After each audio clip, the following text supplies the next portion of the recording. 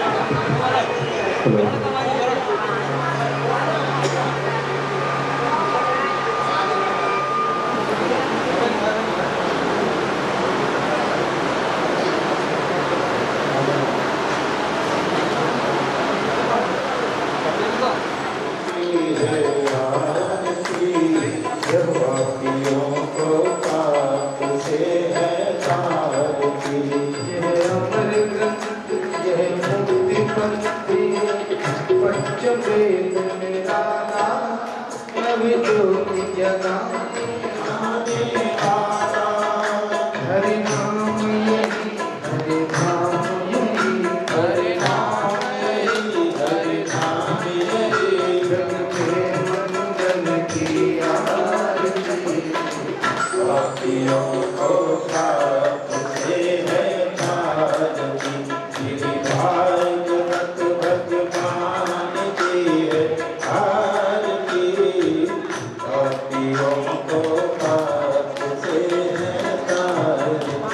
यह सांझी की पावन पुण्य हरि दर्श कराने वाला। यह सांझी की पावन पुनीत पापों को मिटाने वाला हरि दर्श कराने वाला। यह सुख करनी यह सुख की आरती। पापियों भगवान की है आरती। पापियों को भक्त से है आरती। यह मधुर बोल जगवंत बोल सतमार्ग बताने वाला बिगड़ी को बनाने वाला। यह मधुर बोल जगवंत बोल सतमार्ग बताने वाला बिगड़ी को बनाने वाला। श्री राम यही घनश्याम यही श्री राम यही घनश्याम यही श्री राम यही घनश्याम यही श्री राम यही घनश्याम यही प्रभु की महिमा की आरती। पापियों को पाप से है तारती श्री भागवत भगवान की है आरती। पापियों को पाप से है तारती। दूर दूरम सर्वावतारम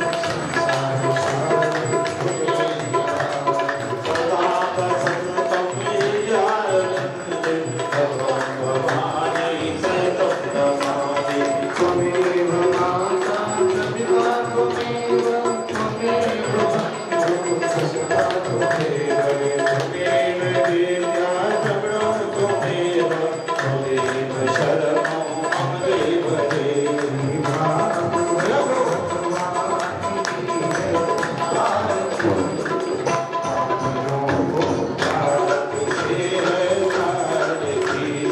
भागवत भगवान की है आरती। पापियों को पाप से है तारती। पापियों को पाप से है तारती। पापियों को पाप से है तारती। महाराज की जय। रामचंद्र भगवान की जय। तमेन चराचरं तत्पदं दर्शितं येन तस्मै श्री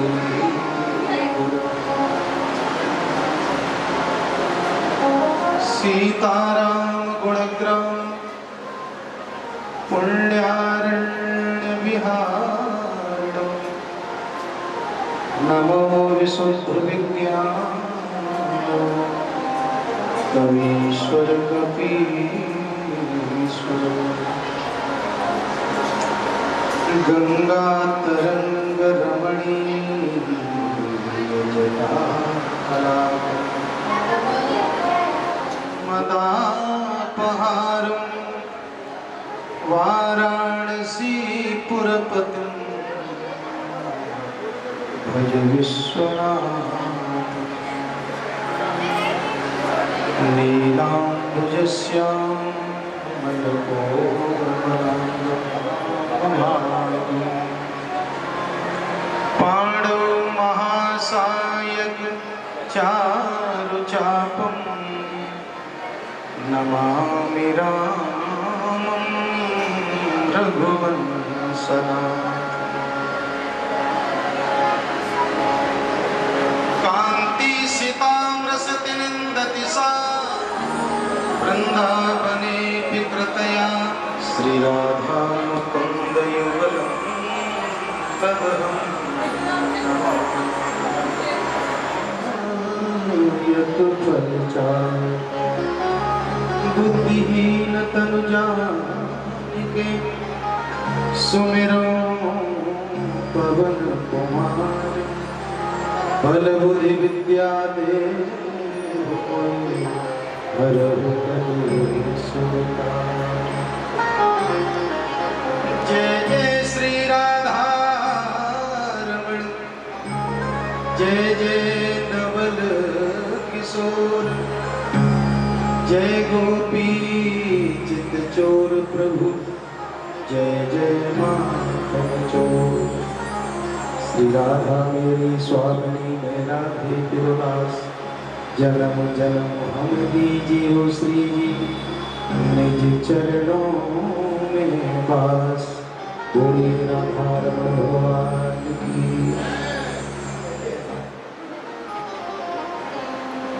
हाँ चालान कटेगा, सीधी सी बात। नियम के विरुद्ध आपकी गाड़ी भले तो पार्वती जी ने आवाज निकाली है, जयकारा लगना चाहिए। बोलिए रज रामचंद्र भगवान की जय। हाँ, अपने आश्रम की गुंजा राम दरबार तक जानी चाहिए। और एक बात का ध्यान रखिए, जब ठाकुर के कानों में आवाज चली जाए तो फिर तो कहना ही क्या है। पहले हम जोर से बोलेंगे, प्रयास करेंगे, लेकिन यही जोर से बोलना एक दिन आत्मा की आवाज बन करके जब निकलेगी तो ध्यान रखना, फिर मुख बंद होगा लेकिन आवाज आपकी आत्मा के द्वारा निकलेगी, फिर ठाकुर को सुनने में देर नहीं होगी। चींटी के पग नूपुर बाजे वो भी साहिब सुनता है साहब, उसके सुनने का तरीका ही कुछ और। शिव सिंह जी से मिला दिया और शिव सिंह जी ने महाराज जी से मिला दिया और महाराज जी ने राम जी से मिला दिया साहब, एक लड़ी है एक दूसरे की। बोलिए संत भगवान की मिलने का तरीका। और इसीलिए शास्त्र और पुराण आदेश करते हैं, डायरेक्ट कभी भगवान के पास मिलने मत जाना, ठाकुर से मिलने की जिस दिन इच्छा हो किसी संत की शरण में बैठ जाना बस। और जिसने अपने जीवन में संत की शरण ग्रहण कर ली, ठाकुर की वो कृपा मिलेगी कि जीवन में हम आप कभी भुला नहीं सकते साहब। और डायरेक्ट कहीं मिल गए, हाँ ये भी कथाएं आएंगी और यही हमें चिंतन करना है कि जीवन को कैसे जीना है। कथा क्यों महत्वपूर्ण है? केवल इसलिए नहीं कि हमें कहीं पुण्य मिल जाए। आप अपना घर छोड़ करके अयोध्या में आ गए, मेरी गारंटी है आपको पुण्य पूरा मिल चुका। ये तो बैलेंस आपका हो गया, लेकिन अब जरूरत है यहां से कौन सी, जो जीवन हमारे पास समय है, जब तक है तब तक कैसे जीना है और जीने के बाद कैसे जाना है। ये दो तरीका समझ लो बस। जीवन हमें मिला है, इसको कैसे जीना है और जीने के बाद फिर यहां से जाना भी है, ये भी निश्चित है। तो जाना कैसे है किसी ने सीखा है, यानी मरना। ईमानदारी से हाथ उठा करके कोई भी कह सकता है साहब मरना हमने सीखा है। और मरना है, मरना सीख ही नहीं पाया और बिना सीखे मरेंगे तो ऊट पटांग ही मरेंगे। जीवन में मरने का तरीका आना चाहिए और मरने का तरीका सीखा है किसने? संतों ने। संत दुनिया से जाते हैं, महोत्सव मनाते हैं लोग, और गृहस्थ दुनिया से जाता है तो लोग शोक मनाते हैं। फर्क इतना है साहब, संत के जीने में और हमारे जीने में बस इतना अंतर है कि दुनिया से जब जाए, देखो जीने का तरीका क्या है, तो जाने का तुम पैदा हुए जग हंसे हम रोए, लेकिन जाने का तरीका क्या है? ऐसी करनी कर चलो हम हंसे जग। जब यहां से अंतिम यात्रा हमारी निकले, जैसे आज शोभा यात्रा निकल रही थी साहब, मुझे लगता है महाराज जी की, मैंने अपने जीवन में मैं विचार करता हूं कभी कभी, तो ऐसे कोई कर्म, ऐसा कोई सत्कर्म, ऐसा कोई पुण्य नहीं किया कि जिसके कारण आज मैं अयोध्या में बैठ कर के कथा कह रहा हूं। कोई कर्म ऐसा नहीं है, लेकिन इसके मूल में अगर कोई दिखाई देता है तो केवल संतों की कृपा है बस।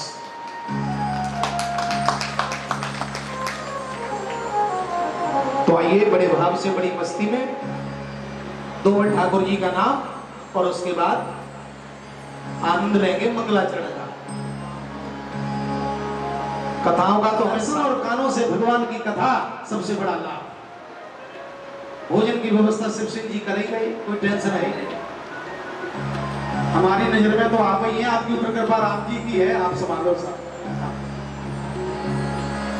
तो आइए दोवल ठाकुर जी का नाम बड़ी मस्ती में और बड़े भाव से दोनों हाथ खोल करके मस्ती। श्री राधे गोविंदा मन भजले हरि का प्यारा नाम है। श्री राधे गोविंदा मन भजले हरि का प्यारा नाम है। श्री राधे गोविंदा मन भजले हरि का प्यारा नाम है। श्री राधे गोविंदा मन भजले हरि का प्यारा नाम है। गोपाला हरि का प्यारा नाम है। नंदलाल हरि का प्यारा नाम है। श्री राधे गोविंदा मन भजले हरि का प्यारा नाम है। श्री राधे गोविंदा मन भजले हरि का प्यारा नाम है। यमुना किनारे धेनु चरावे माधव मदन मुरारी, माधव मदन मुरारी।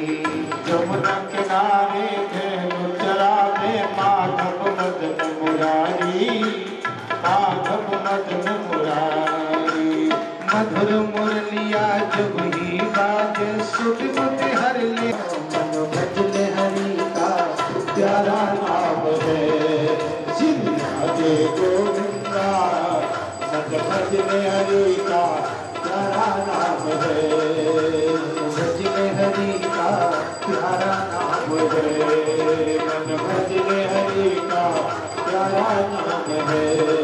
मन भजले हरि का प्यारा नाम है। भाग्योदयेन बहुजन्म समर्जितेन सत्संगमं च लभते पुरुषो यदा वै।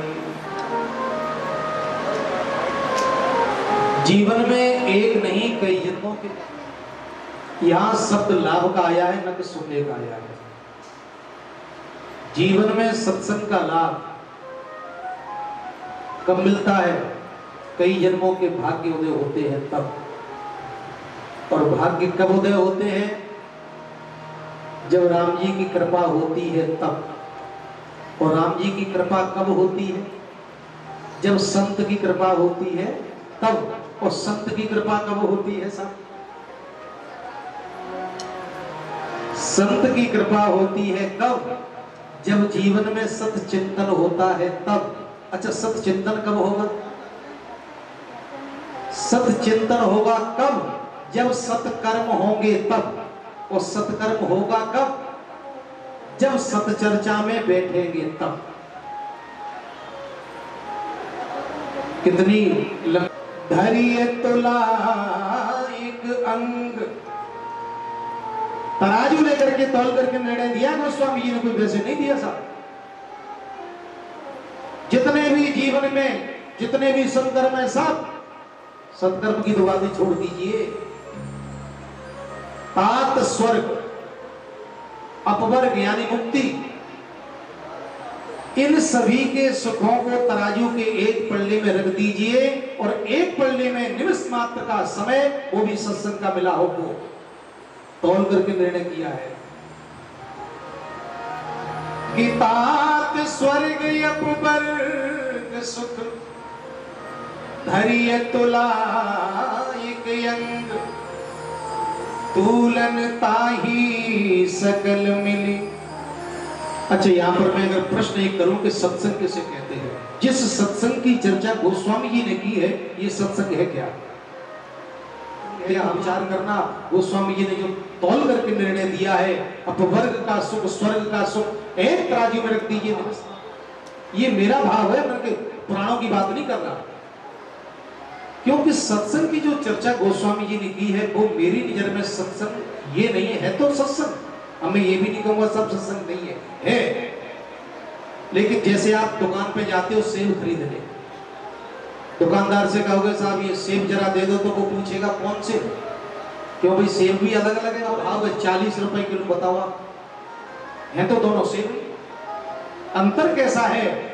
जिस प्रकार क्वालिटी में अंतर है, इसी प्रकार हम आप जहां बैठे सत्संग में भी एक क्वालिटी है, जिसकी तुलना गोस्वामी जी ने की।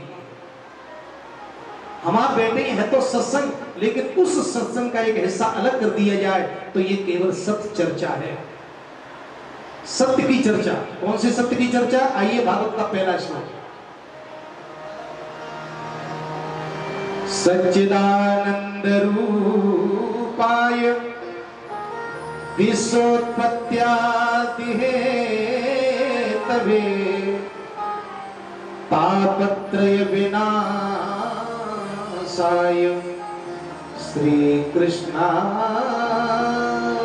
वयम् नमः। भगवान का रूप है, भगवान सत्य है, भगवान चित्त है और भगवान आनंद है, सच्चिदानंद।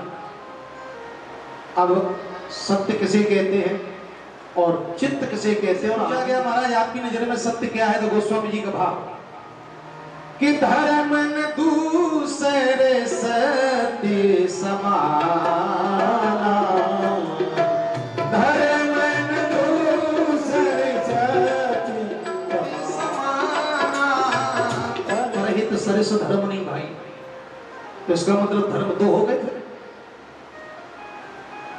यहां जिस सत्य की चर्चा गोस्वामी जी ने की है और व्यास जी ने भागवत में की है वो है केवल परमात्मा।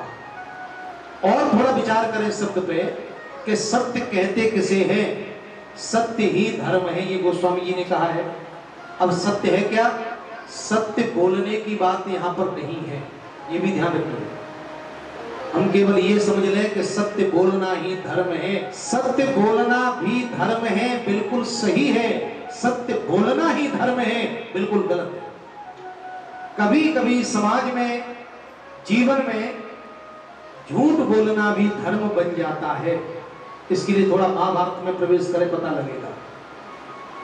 जिस समय कौरव और पांडवों की सेनाओं का युद्ध चल रहा था महाभारत के मैदान में, कृष्ण ने युधिष्ठिर से कहा, ऐ दादाजी एक बार झूठ बोल गया।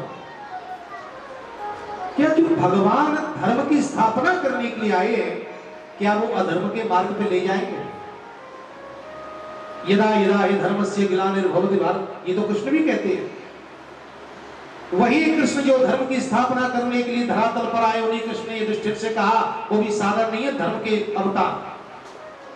तुम्हारे जैसे धर्मात्मा इस दुनिया में आ गए तभी मेरा आना होता है। बड़े बड़े धर्मात्मा जब धर्म को नहीं समझ पाते हैं तब कृष्ण कहते हैं कि तभी धरती पर मेरा आना होता है।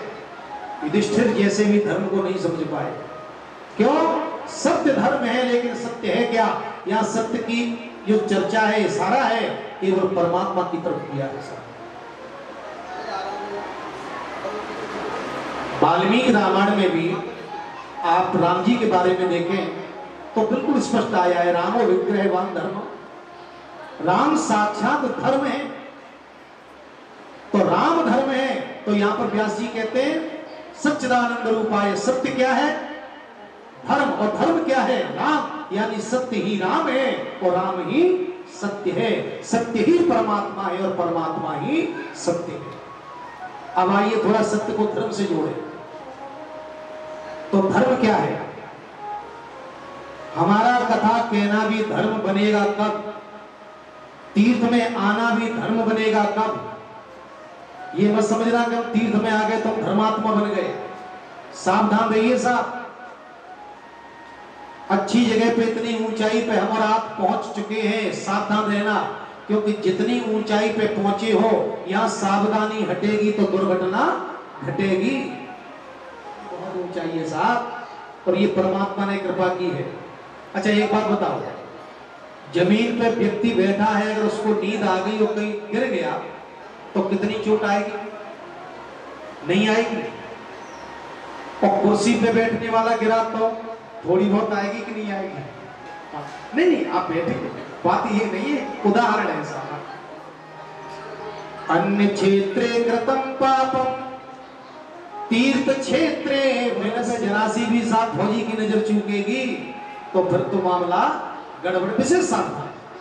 अन्य क्षेत्रे कृतम पापम तीर्थ, दुनिया में कोई जगह नहीं है जहां अपने पाप को हम मिटा दें। तीर्थ में आने के बाद ध्यान रखना हमसे कोई पाप न हो जाए। नगरी में हम आए हैं तो यहाँ के हर वृक्ष के बारे में ये कभी मत सोचना कि केवल पौधा है। पता नहीं कौन सा संत, कौन महान पुरुष किस रूप में आकर के यहाँ विराजमान हो, इसलिए हमें तो सबका आदर करना है। और अयोध्या में आकर के तो बस एक ही चीज का ध्यान रखिए कि सिया राम मैं सब जग जानी,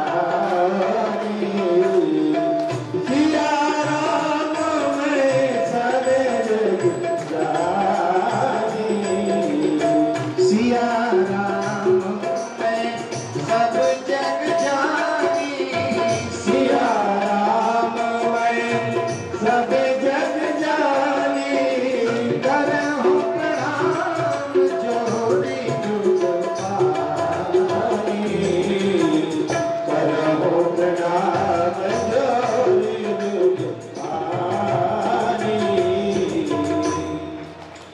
जो विश्वान का भी निरादर नहीं होना चाहिए, इतना साथ देना है बस। ये राम की नगरी है, ये सत्य की नगरी है, ये धर्म की नगरी है, क्योंकि रामो विग्रहवान धर्म, ये धर्म की नगरी है। यहाँ जरा सा भी अधर्म होगा तो दुनिया में फिर मिटाने का कोई साधन है नहीं। यहाँ हम अगर 7 दिन एक जीवन को साधना में बना करके जी लेंगे तो समझ लीजिए हम करोगे 1 रुपए के बराबर मिलेगा उसका फल। लेकिन अगर किसी देवालय में कर दोगे तो 10 गुना बढ़ जाएगा। अगर किसी सरोवर के तट पर करोगे तो और 10 गुना बढ़ेगा। किसी नदी के तट पर करोगे और 10 गुना बढ़ेगा। और किसी तीर्थ में करोगे तो और 10 गुना बढ़ेगा। और कहीं राम जी की नगरी में आकर के आपने धर्म कर दिया, एक बार नाम ले दिया, उसका कोई सीमा नहीं है, असीम फल मिलेगा एक बार नाम लेने का। जितना हो सके बस हमारे पास साथ घर को बिठा करके यहाँ रखेंगे तो समझ लेना जीवन बर्बाद है। और राम जी की नगरी में आकर के यदि नाम राम का ले लेंगे तो समझ लो कि जीवन का बहुमूल्य फल अपने आप मिल जाएगा। जो समय मिले बस जीवन को राम में बना दो साथ में, और फिर जीवन का आनंद देखो आप। क्योंकि सत्य ही परमात्मा है। कि राम जी को सबसे प्यारा कौन है? जो हम आपको यहाँ लेकर के आए हैं वो हमारे भगत जी महाराज बैठे हैं। और मुझे लगता है कि राम जी की शंकर जैसा कोई प्यारा मेरे राघव को है।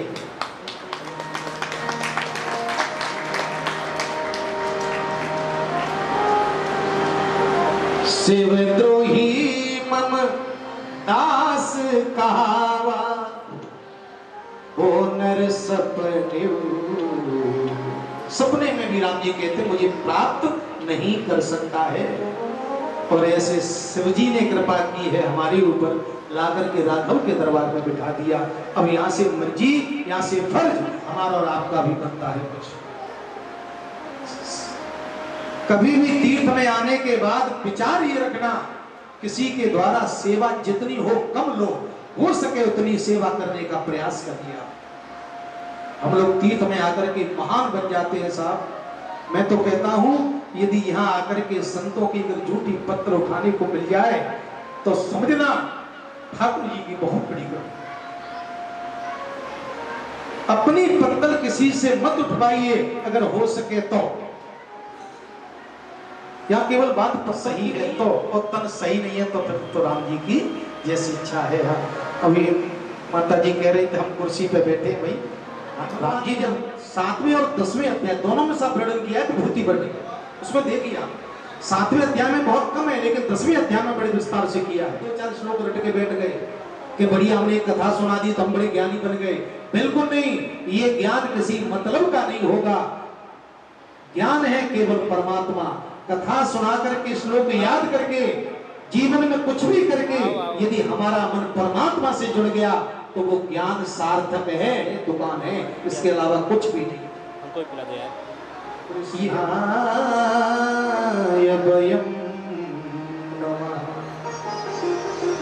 जिनकी चरण शरण ग्रहण करने से कुछ करना नहीं है, केवल शरण में आकर के बैठ जाओ, बस नाम ले लो, तुम्हें कुछ करना है ही नहीं। तीनों प्रकार के दुख अपने आप दूर हो जाएंगे। किसी के सामने हाथ फैलाने की जरूरत नहीं पड़ेगी। पंडित जी ऐसा कोई मंत्र बता दो, पंडित जी ऐसा कोई साधन बता दो जिससे हमारा दुख दूर हो जाए। भागवत शास्त्र कहता है भगवान की शरण में आ जाओ बस।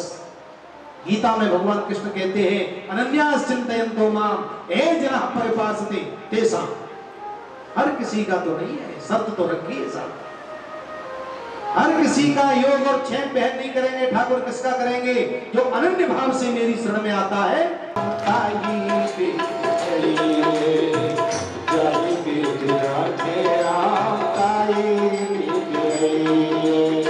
सीताराम सीताराम सीताराम कहिए, सीताराम सीताराम सीताराम कहिए, जाहि विधि राखे राम ताहि विधि रहिए।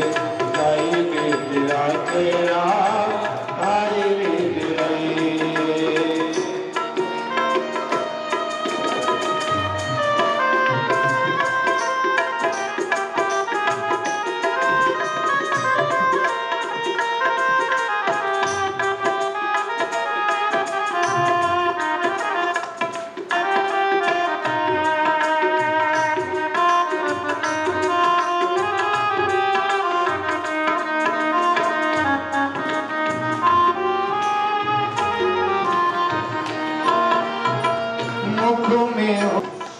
राम जी की सेवा का मतलब ये नहीं है केवल राम जी को नहला है। जो भी आपको नजर आ रहा है अयोध्या में सब राम जी ही है, और जिसकी सेवा आपने कर ली, संतों की सेवा कर ली, ये राम जी की ही सेवा है। मुख में हो राम नाम, राम सेवा हाथ में। मुख में हो राम नाम, राम सेवा हाथ में। तू अकेला नहीं प्यारे, राम तेरे साथ में। विधि का विधान जान, हानि लाभ सही, हानि लाभ सही। सीताराम सीताराम सीताराम कहिए, सीताराम सीताराम सीताराम कहिए, सीताराम कहिए। जाहि विधि राखे राम ताहि विधि रहिए। जाहि विधि राखे राम ताहि विधि रहिए। पाएगा किया अभिमान तो फिर मान नहीं पाएगा। किया अभिमान तो फिर वही जो श्री राम जी को भाएगा। होगा प्यारे वही जो फिर राम जी को भाए। सीताराम सीताराम सीताराम कहिए, जाहि विधि राखे राम ताहि विधि रहिए। जीवन की डोर सौंप हाथ दीनानाथ के। जीवन की डोर सौंप हाथ दीनानाथ के। जीवन की डोर सौंप हाथ दीनानाथ के। जीवन की डोर सौंप हाथ दीनानाथ के। महलों में राखे चाहे झोपड़ी में बास दे। महलों में राखे चाहे झोपड़ी में बास दे। जहाँ रहो, कमरे में रहो तो राम जी की कृपा, बरामदे में रहो तो ठाकुर जी की डबल कृपा, और बरामदा भी न मिले, चौरे में रहना पड़े तो ठाकुर जी की अनन्य कृपा। जय जय।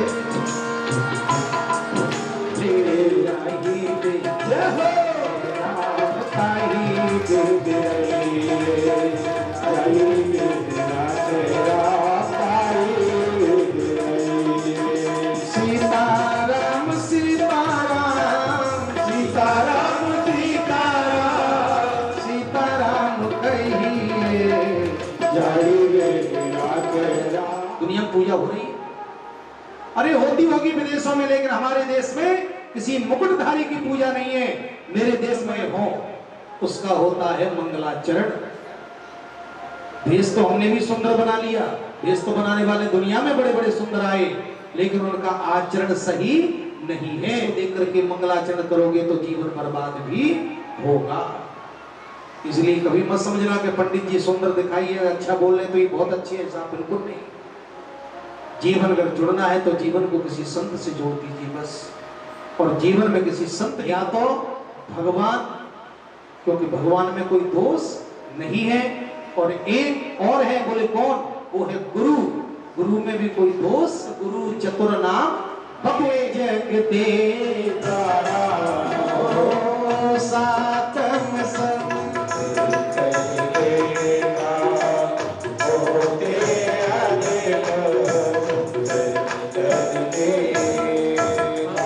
अंतर होता तो एक बार सूरदास जी ने गोस्वामी जी से निवेदन किया, महाराज आप धनुर्धारी की सेवा में लगे हो, बहुत अच्छी बात है, लेकिन कभी मुरलीधर की भी सदन में आओ।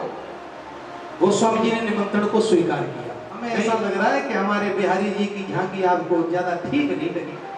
चूंकि क्या गजब की झांकी है, और भले बने हैं नाथ, बहुत अच्छी झांकी है।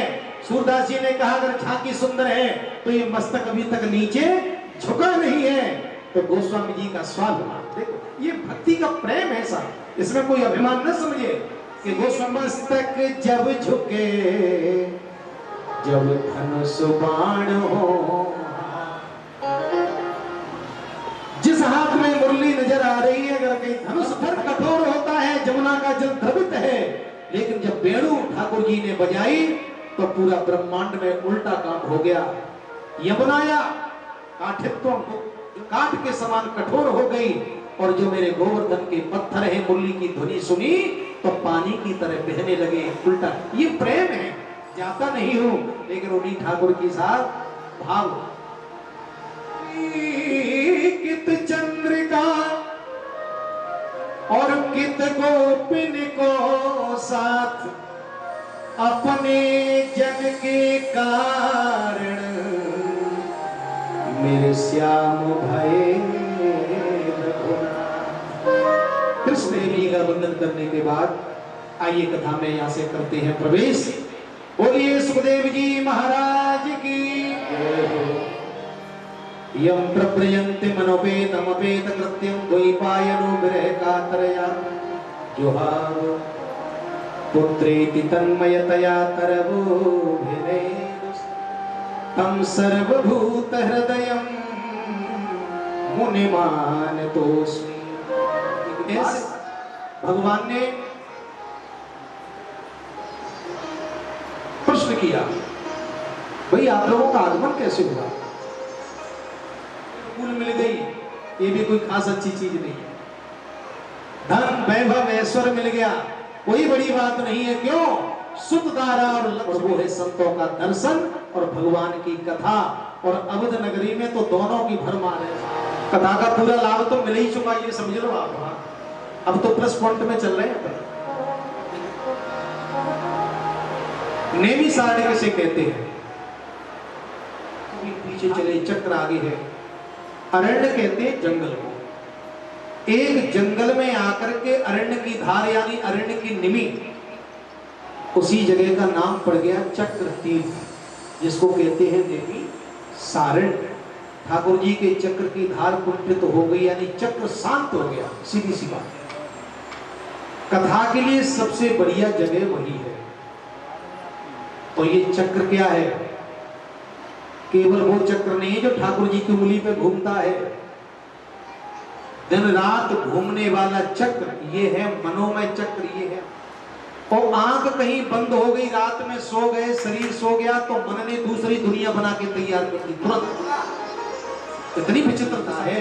स्वप्न में दूसरी दुनिया में फिर घूम रहा है, दिन रात घूमने वाला ये मन, जहां जिस जगह बैठ करके कथा में ये मन, अगर अबुध नगरी में बैठ करके, संतों के सानिध्य में बैठ करके हमारा मन कहीं कथा से जुड़ गया तो समझ लो हमारे लिए सबसे बड़ी राम जी की कृपा हो गई। और यहाँ बैठ करके कहीं मन घर की तरफ भाग रहा है तो समझ लो मभिवाद्य महामतिम कथामृत रसास्वादः कुशलः सोनको ब्रवीमि।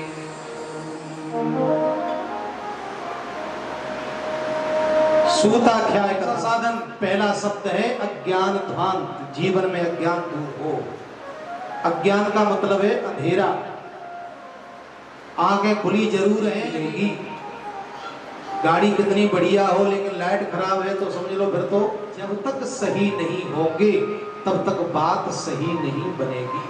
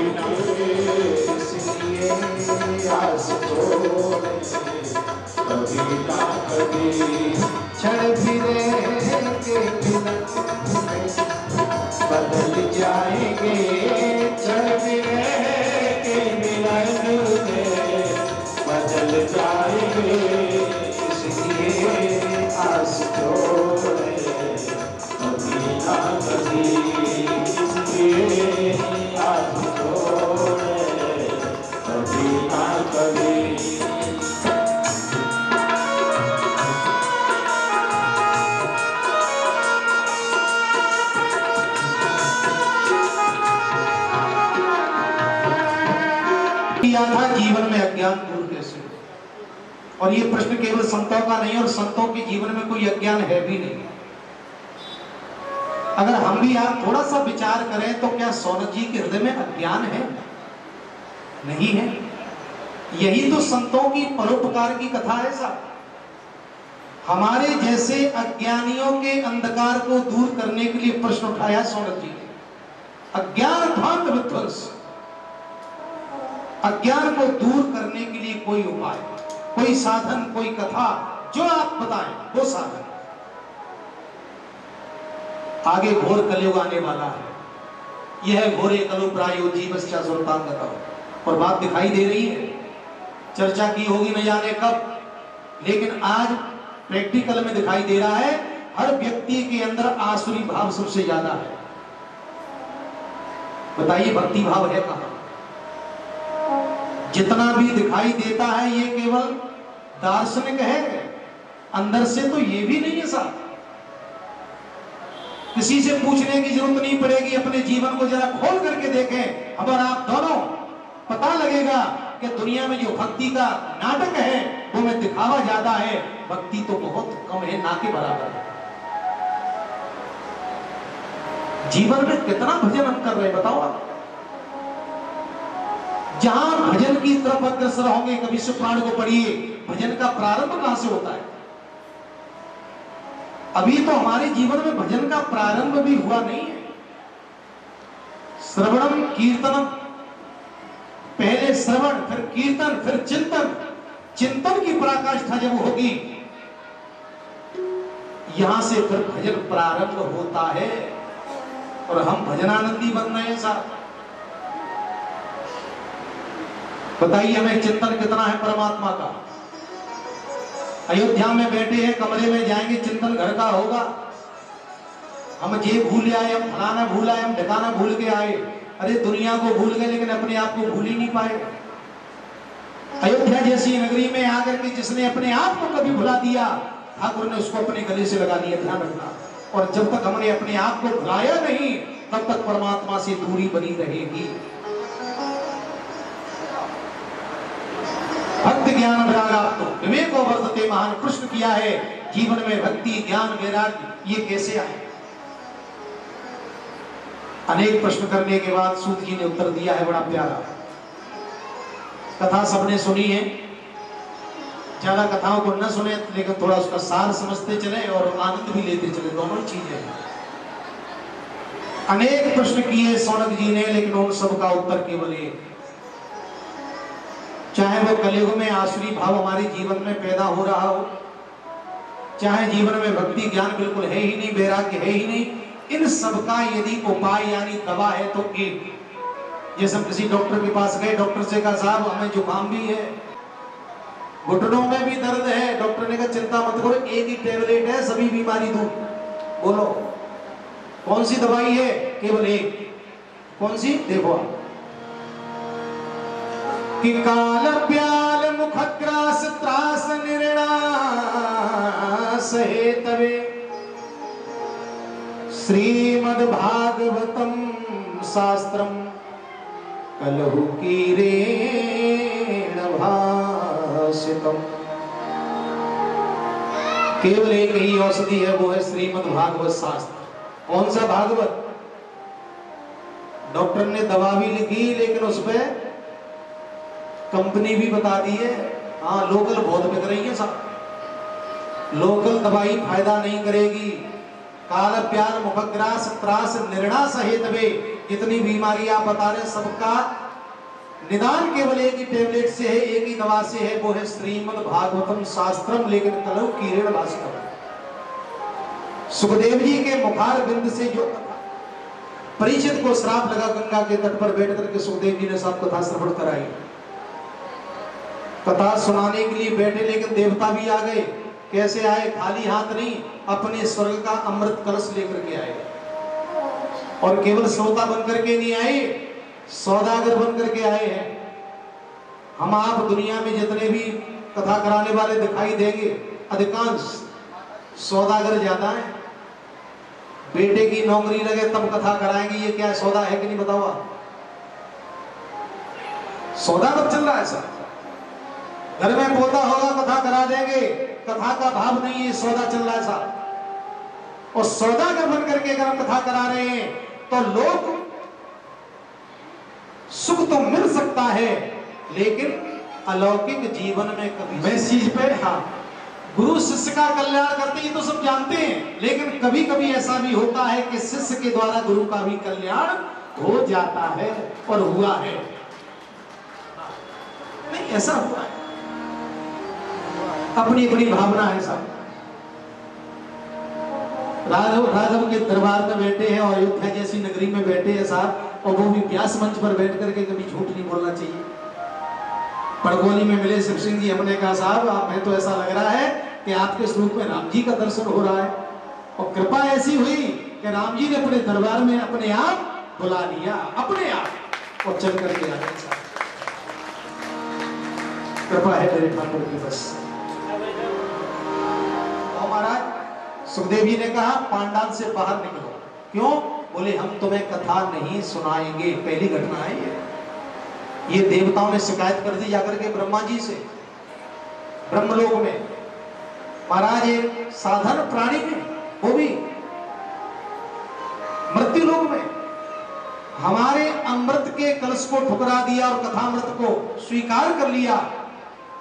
ब्रह्मा जी से देवताओं ने कहा हम ये जानना चाहते हैं कि आखिर इस भागवत की महिमा क्या है। ब्रह्मा जी ने कहा कि रुक जा 2 दिन, अपने आप पता लग जाएगा कि भागवत की महिमा कितनी है। और 7 दिन के बाद ब्रह्मा जी ने जब ऊपर नजर उठाई और आकाश में देखा एक विमान, पूछा कि ये विमान किसका जा रहा है। संतों ने और देवताओं ने हाथ उठा करके कहा महाराज ये विमान है राजा परीक्षित का। कहां जा रहा है? बोले सीधा साकेत। कौन सा साकेत? कौन सा गोलोक? गीता में भगवान कृष्ण कहते हैं यद गत्वा निवर्तन्ते तद्धाम परमं मम, जहां जाने के बाद फिर आना नहीं होता है। जब ये स्थिति ब्रह्मा जी ने देखी तो तुरंत ब्रह्मलोक में तराजू उठाई। देवताओं ने कहा क्या कर रहे हैं महाराज? ब्रह्मा जी ने कहा अब तुम निर्णय करेंगे कि भागवत की महिमा है कितनी। एक पल्ले में सभी धर्म ग्रंथ, सभी साधन, सत्कर्म, पूजा पाठ, दान, यज्ञ, तप सब एक पल्ले में भागवत जी को रखा और जैसे तराजू को उठाया, सूत जी महाराज ने वर्णन किया है कि लघुन्यन्यानि जातानि गौरवेण इदं महत् तदा ऋषिगणा सर्वे विस्मयं परमं ययुः। देवताओं ने, ऋषियों ने हाथ उठा करके कहा। ब्रह्मा जी तो आश्चर्य में डूब गए। पुरा धाताप विश्व का ब्रह्मा जी ने कहा ऐसा हो कैसे गया? तराजू के पल्ले को जब उठाया तो जितने भी धर्म ग्रंथ, पूजा पाठ, तप, योग, साधन सब हल्के हो गए। भागवत का पल्ला भारी रहा। क्या करें? तो ब्रह्मा जी ने केवल एक ही बात कही हाथ जोड़ करके कि मेरे भगवत रूपम शास्त्रम भागवतम कलौ पठना श्रवणा सत्यो वैकुंठम फलदायकम्। मेरे भगवत रूपम शास्त्रम भागवतम कलौ। इस कलयुग में भागवत से बढ़कर के कोई शास्त्र, कोई पुराण, कोई साधन मुझे दिखाई नहीं देता है। ये ब्रह्मा जी के शब्द। जब हमारे पास इतना समय नहीं है तब, हाँ, ऐसा नहीं है कि 12 घंटे खर्राटे बजा रहे और फिर रात को संध्या की टाइम आरती उतार ली, साहब पूरा फल मिल जाएगा, फिर नहीं मिलेगा। समय है तो कथा सुनने जाइए। पढ़े लिखे हैं, कृपा है तो पढ़िए। यहां पर सोनक जी ने एक प्रश्न किया, महाराज ये 7 दिन की परंपरा तो हमारी समझ में नहीं आई। आप सुना रहे भागवत की इतनी बड़ी महिमा है, बहुत अच्छी बात है, लेकिन हरि अनंतरी कथा अनंत, लेकिन 7 दिन की परंपरा कैसे चल पड़ी? सूत जी ने कहा कि एक बार घटना घटी। कहां? बद्रीनाथ में। बड़ी प्यारी जगह है साहब बद्रीनाथ।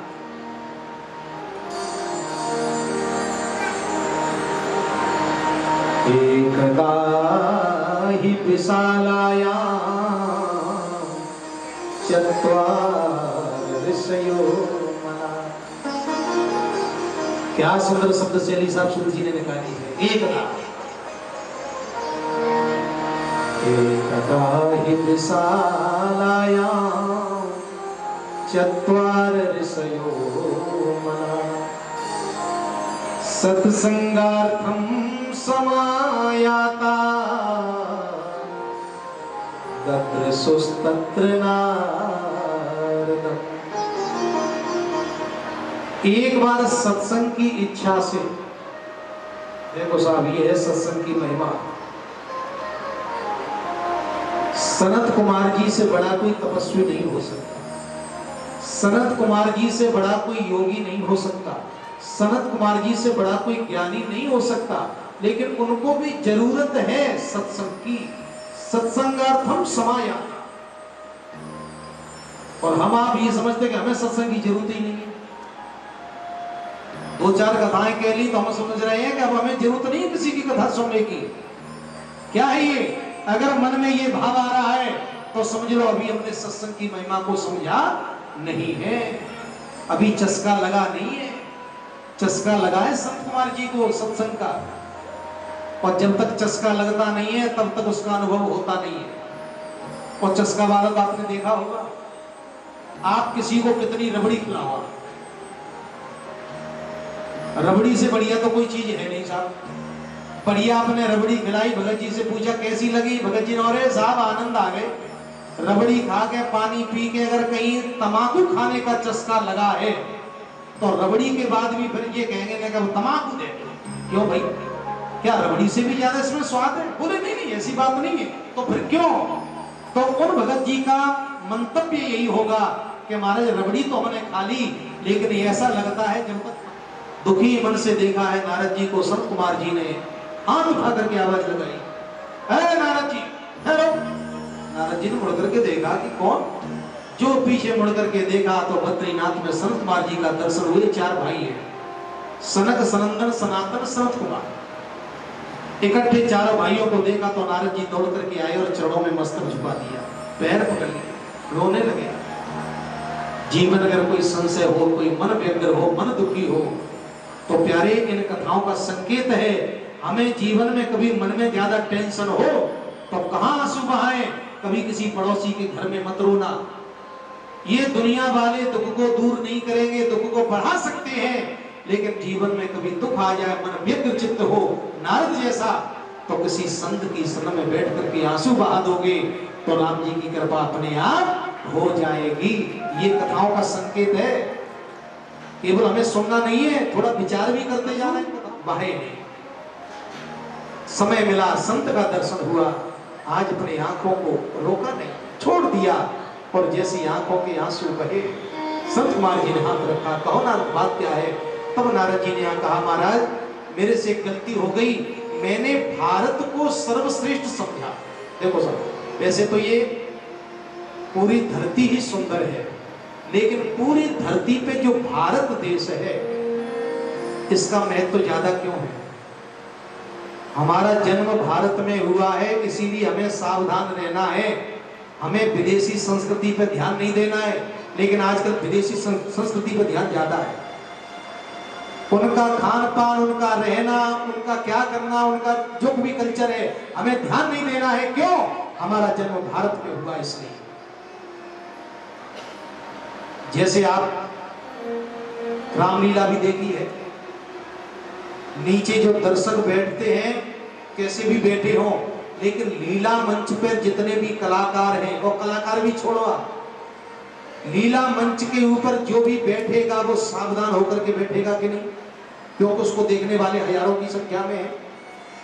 मंच पर वही व्यक्ति बैठेगा जो सावधान होगा, और अगर सावधानी हटेगी तो नीचे उतार दिया जाएगा। इसी प्रकार पूरी दुनिया तो है ही सुंदर, लेकिन पूरी दुनिया में जो भारत देश है वो मेरे ठाकुर जी की लीला मंच है। जब जब ठाकुर जी लीला करने की इच्छा होती है तो हमारे भारत देश में ही अवतार लेते हैं।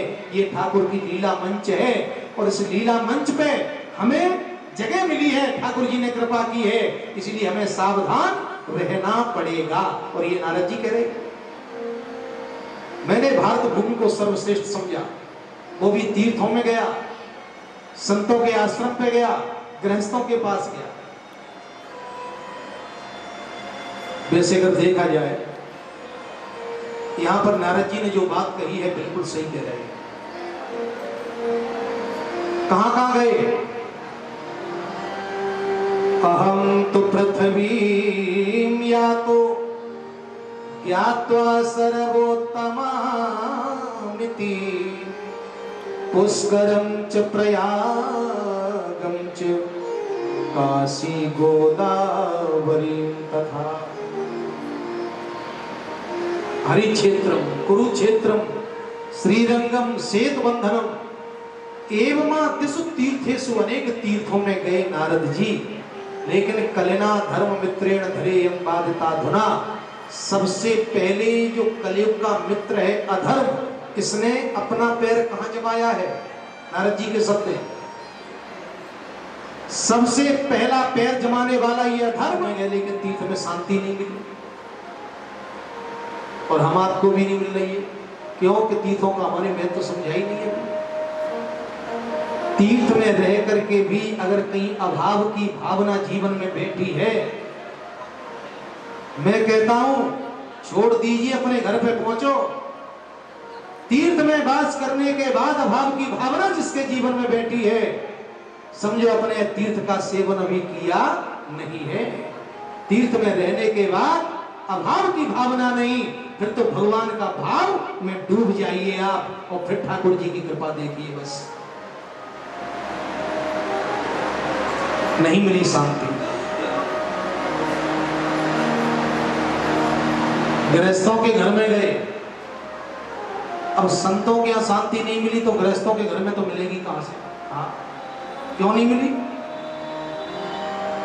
तरुणी प्रभुता के श्याल को बुद्धिदायक। घर की दशा तो बड़ी विचित्र है। तरुणी प्रभुता के घर में किसकी चल रही है? वो नियम क्या कहता है? हर घर में दादी जी की चलनी चाहिए जिनकी उम्र है 80 साल। उनका हुक्म चलना चाहिए कि नहीं? दादाजी की उम्र है 90 साल, दादाजी का हुक्म घर में चलना चाहिए। लेकिन अब किसका चल रहा है? तरुणी प्रभुता के है। घर में नई बहू की चल रही है साहब। अब शादी है कि आई और भाई को बोलवा दो साहब, खूब है धमाके से चल रही है। दादी जी चिल्ला रही कोने में बैठी और दादी जी चुप करो, बूढ़ी है कहीं जिनकी जीभ बंदना है नहीं, बोलो दशा है कि नहीं? समझ लेना, अगर ऐसी दशा है तो कलयुग घर में बैठा है। तरुणी प्रभुता के है। सलाहकार कौन? दादाजी को होना चाहिए वैसे घर में कोई सलाहकार, लेकिन सलाहकार कौन है? श्याल को बुद्धिदायक है, सलाहकार है सालिसा। घर में कुछ काम करना है, कथा करानी है तो दादाजी से बाद में पूछेंगे, पहले साले जी को फोन लगाएंगे। क्यों भाई, क्या साले जी की सलाह नहीं लेनी चाहिए? हाँ, देखो इसमें कथा की बात नहीं है, लेकिन संतों का योग चरणों में बैठ करके आनंद लो, ये है 80 हाथ दूरी का मतलब। अब बात आइए साले साहब की। आइए, समय हो गया पूरा, 8 बज गए। हम समझ रहे थे, सही बता रहे हैं, राघव की सड़ में 7 ही समझ रहे थे। मैंने कभी तो 7 ही बज रहे थे। चलिए कोई बात नहीं। हाँ, संतों का आशीर्वाद शिरोधार्य साहब, और नियम के विरुद्ध तो चलना है ही नहीं। ये तो पहली चर्चा हो चुकी है। नियम से चलोगे तो मंजिल पे पहुंचोगे और नियम को काटोगे तो चालान कटेगा। तो आइए बड़े भाव से इस पे आगे की चर्चा करेंगे कल। कितने बजे से?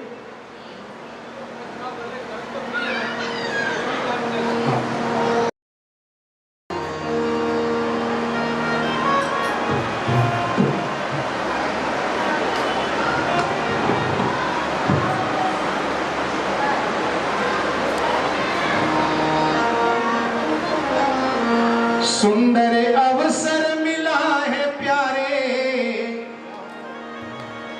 सुंदर अवसर मिला है प्यारे, भजन के लिए। मौका दे दिया है शिव सिंह जी ने, तो फायदा ले ही लो। कि सुंदर अवसर मिला है प्यारे, भजन के लिए। ये मानव का तन पाया ईश्वर चिंतन के लिए। ये मानव का तन पाया ईश्वर चिंतन के लिए। सुंदर अवसर मिला है प्यारे, सुंदर अवसर मिला है प्यारे, सुंदर अवसर मिला है प्यारे, भजन के लिए। ये मानव का ईश्वर चिंतन के लिए। ये मानव का तन पाया ईश्वर चिंतन के लिए। कुछ सोच समझ ले अंधे, कुछ सोच समझ ले अंधे, तज दे ये झूठे धंधे, तज दे ये झूठे धंधे, भज ले ईश्वर को बंदे हो, भज ले ईश्वर को बंदे। निकला समय हाथ से फिर नहीं, निकला समय हाथ से फिर नहीं, निकला समय हाथ से फिर नहीं, आने के लिए। मानव का तन पाया ईश्वर चिंतन के लिए। ये मानव का तन पाया ईश्वर चिंतन के लिए। आरती कन्हैया की आरती, सारा संसार करेगा हाथ जोड़ के।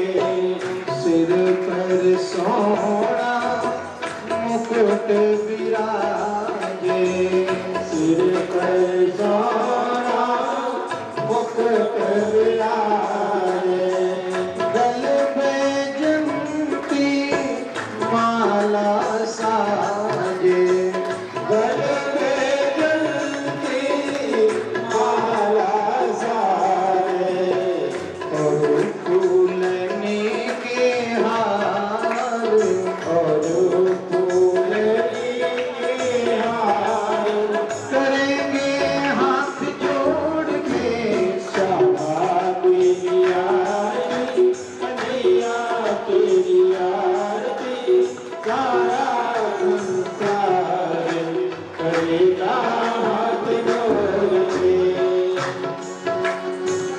ब्रह्मांडिक तेरो जस गावे, ब्रह्मांडिक आरती, सारा संसार करेगा हाथ जोड़ के।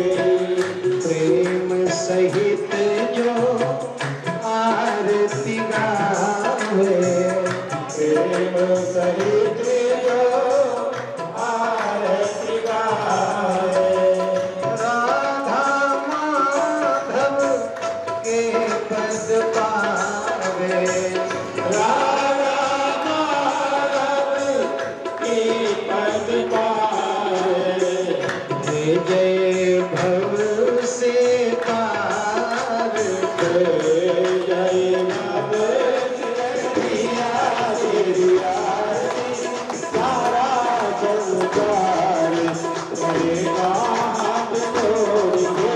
सारा संसार करेगा हाथ जोड़ के, सारा संसार करेगा हाथ जोड़ के। तन्नो कृष्ण प्रचोदयात्। हरि ओम दासरताय विद्महे सीतावल्लभाय धीमहि तन्नो श्रीराम प्रचोदयात्। जयकारा लगाइए, लेकिन उससे पहले एक सूचना है। आज का जो आप सभी और हम आप सभी लोग जो भंडारा पाएंगे ना, वो किनकी तरफ से है? नरेंद्र सिंह चौहान, जसोन धाम की जय जय श्री